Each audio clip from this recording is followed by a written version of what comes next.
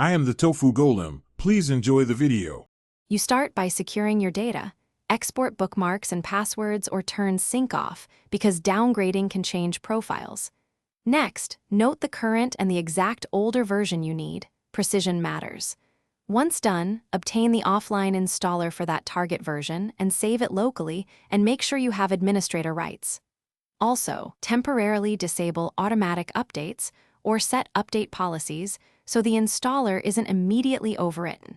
This prevents the browser from jumping back to the newer release. You now remove the newer Edge version carefully, uninstall from Settings or Control Panel, and if prompted, choose to retain user data where possible. Once removed, run the offline installer you downloaded with administrator privileges, follow the installer prompts, and ensure it targets the same profile path so data reconnects. After installation, immediately apply the update blocking step, set the appropriate policy, or stop the update service. So Windows or Edge Update does not automatically You finish by launching Edge and confirming the version under Help About. Verification avoids surprises.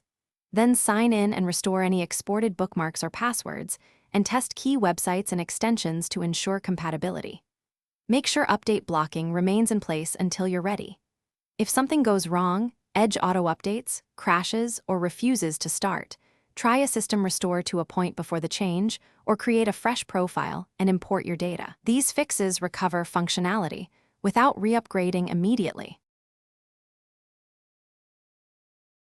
Thanks for watching. Consider subscribing if we helped you today.